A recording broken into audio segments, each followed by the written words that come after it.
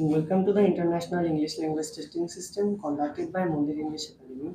This is a mock IELTS test. Today I am your examiner. Our today's exam will held in three parts. Before that, I will ask you some personal questions. Right. What is your full name? My full name is Ahanaf Tazwar, but you can call me Ahanaf. Where do you come from? I'm from Barishal, but I live in Dhaka now. Yeah. Do you study or work? Actually, I'm not working. I'm a student of class 8 in Manipur High School and College. Which subject do you like most? I like a lot of subject, but if you say my favorite, I like science because there are a lot of things in it and very interesting things, and I can also do many activities using it. What is your favorite leisure activity?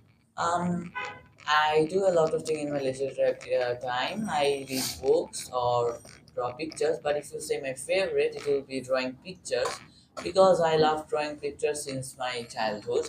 I love it now too. So yeah, my favorite leisure activity is drawing pictures. Do you often read? Yes, I often read. Well, most of the time I study, and if I have any free time, I usually read books. So you can say most of the time I just read. What is your favorite kind of book to read? Well, I usually look for comedy books, which makes you smile and happy. But I also like dark story or sad story because those are more deep. I usually don't like action too much. Alright, let's move to the main topic. In the first part, I will ask you some questions about clothes. Okay. Why do you buy most of your clothes? I buy most of my clothes from Shahari Market or Mirpur One, and I don't buy most of my more buy clothes very often. So I just go there if I need any clothes. How often do you buy new clothes for yourself? Well, as I said, I don't buy clothes very often. I rarely buy them when I actually need them. Like I grown older, my clothes gotten short. Now I need clothes from now. Then I buy. Well, there are also other reasons like a ceremony or a marriage of my relatives or like a birthday of my friend. Then I do have to buy clothes, but that is very rare. So I can say I don't buy clothes very often. How do you decide which clothes to buy? Well, it depends on the occasion I'm buying for. Like I said before, I mostly buy clothes for an occasion, like a marriage. If I have it is a marriage ceremony, I'll probably buy a red Punjabi, but I won't buy the same if it's a birthday. So depends on occasion. But if you say it's about what you're going to wear in clothes, when you're going outside or staying in home, then I usually consider my things like I consider the how comfort it is, the comfort of the clothes and how good quality it is. I really care about the quality, and if you say what type of clothes, I probably buy simple clothes, not too stylish because simple, comfortable, and good quality clothes. That is what I like. Have the kinds of clothes you like changed in recent years? Yes, it changed gradually as I grown old, and it will change on because when I was a kid or when I was a child, I usually wore something as jean, belt, and shirt. Very polite, but as I grown old, I usually most of the time I wear a t-shirt or a trouser or something more comfortable, and it will change on as I grow old because of think if when I will be office guy, I'll probably buy what I should wear then. So it will change on and it change a lot. Now let's move to the part 2. In this part, I will give you a cue card. You have 1 to 2 minutes for think about it. After that, you have to say on this topic. If you wish, you can move.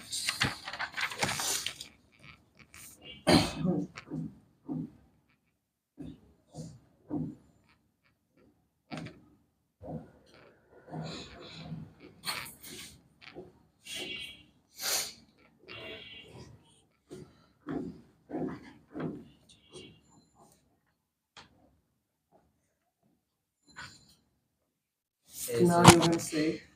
okay? So managing money is a very interesting thing and very important thing for everyone, because we all have to understand and have to do it in our lifetime. Because if we cannot, we all gonna have a family once in our life, and in order to keep that family happy, we have to know how to manage money. We can just mindlessly waste money or buy things which are not necessary. So I also need to learn how to manage money. There are many friends of mine who know, but I'm very bad at it. My parents give me money about how to spend money for a week, but I usually spend it in 3 days. I'm very bad at spending money and managing. So I had thought about having a conversation with an expert. Well, I thought about having a conversation with my father, who is a businessman and knows how to manage money very properly.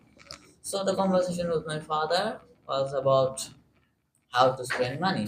I had this conversation to know how to manage money properly and how to spend money, and when to spend and when to not to spend, which is necessary for now and which I can buy later if gather more money.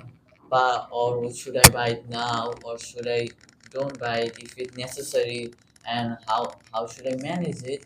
So these were the reasons I had a conversation about how to manage money with my father.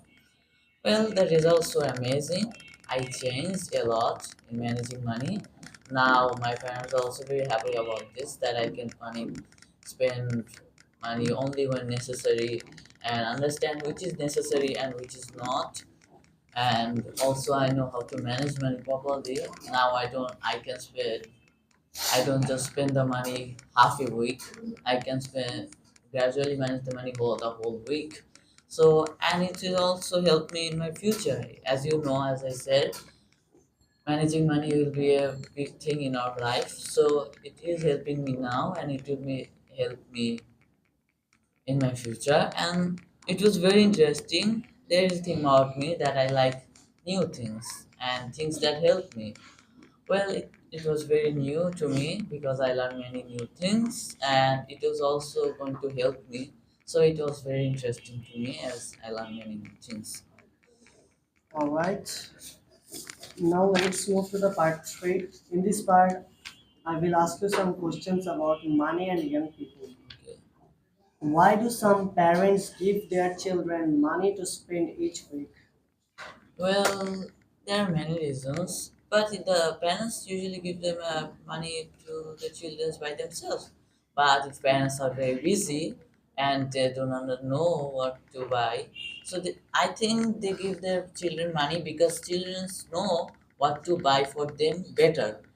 Parents may not understand which book to buy, or which papers to buy, or which pens should my children need. But a children knows which book should he need, which book the teacher asked him to buy. So in many things, the children knows better what he needs or he or she needs. So parents just give money to their children. It also helps them learn how to manage money and when to spend properly. So yeah, these are the reason. Also, so yes, these are the reason why parents give money to their children.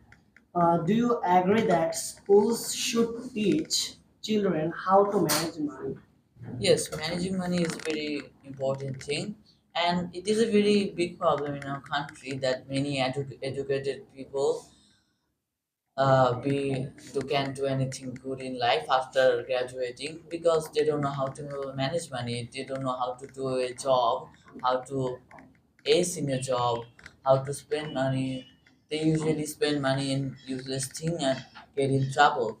So even if they are very skilled in education, they know a lot of things, but still they cannot do any progress because they simply don't know how to manage money. And some people don't even know how the value of money. So if schools teach them, it will be a very great thing in a man's life. So, and if you want to learn, you should always start learning from your childhood so you can learn better. And if schools teach students how to manage money, it will um, it will be very good in their life and they can do better thing in their life and won't have any trouble managing money in the future. And I'm sure they'll do great things in their life if schools teach them. But if they don't teach them, they'll probably lack a lot of things. All right. Do you think it is a good idea for students to earn money while studying? Well, I agree, but not all questions. Like if you're a high school student, then if you earn money while studying is not good because there you have a lot of educational pressure. So either your education will be ruined or you can manage money properly. So I think if you're a high school student or a small, then you should probably focus on studying rather than managing money or earn money. But if you're a college student or a university student, you'll have a lot of vacation, a lot of free time. In those time, you can earn money and do a lot of things. But if you say it is about high school student, then I should advise you to focus on studying. But if you university student, you have a lot of time except studying when you can do a lot of things rather than just going here and there. You can just earn money and make your own money. So it depends on which class you are in. Now I'm going to ask you some questions about money and society. Okay. Do you think it is true that in today's society money cannot buy happiness? Well, if you say today's society, then I'll probably agree. Because in nowadays we usually see rich people with a lot of money unhappy or tensed about what will happen. So also, I see these days that very poor, they can even get food, but still so happy, enjoying with their children. Because nowadays, because happiness is a psychological thing, you cannot buy psychology with money. You know that. It is a thing about you. Many people have a lot of money, but they're still not enough. They need more. So they can never be happy because their thirst and greed will never be over. But there are some people who don't have much money, so then they don't even crave for more. So they are just happy with you are. So happiness can be earned if you are happy with what you have. You have medium amount of money, you should be happy with that. So yes, if but it's not also true that money can also buy happiness. No, it cannot buy it, but it can make you happy. That is more true because like you're hungry, you need food, you have to need money for buying food or getting clothes or having a better life. But some people are still not happy because they want more.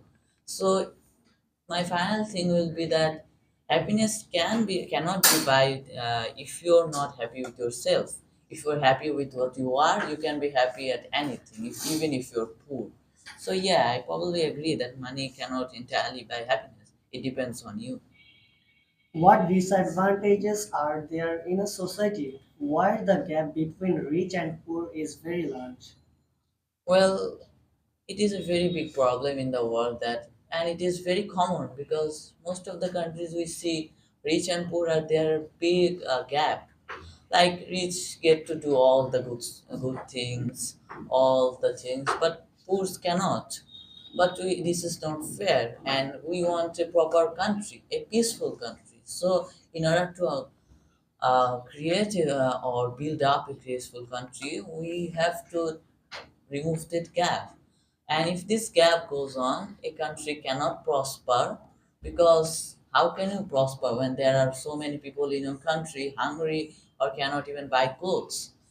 You have to save them first. You have happy peoples, but you also have unhappy peoples.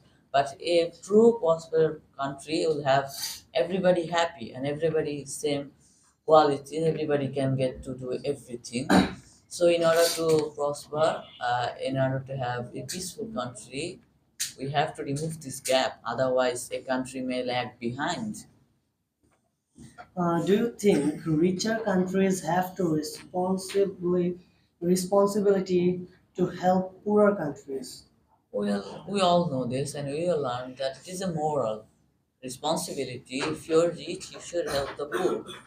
As well, if we all are humans, we all are brothers and sisters, we should all think about ourselves.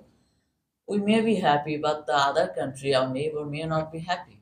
So we cannot have a happy world if we are, if our neighbor countries have sick peoples or dying peoples or poor peoples. But I'm happy. So we may have a peaceful country, but we may not have a proper world.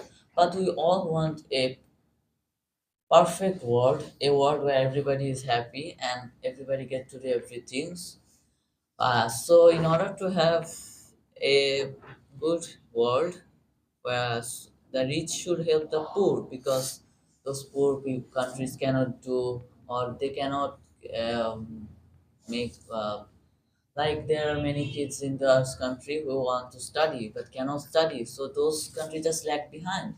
So, if we truly want to, if prosper and do great things, we the whole world should be equal. So in order to make everything equal, the rich should help the poor, and everyone, then the poor country will also get to do many things and have educated people, and they can also do take responsibilities in greater things in the world, like making things like we make many things, but usually the rich country do the big things like the Paris Tower. Is also that is a very rich country, but it is very rare where a poor country makes a very big thing which everybody recognizes.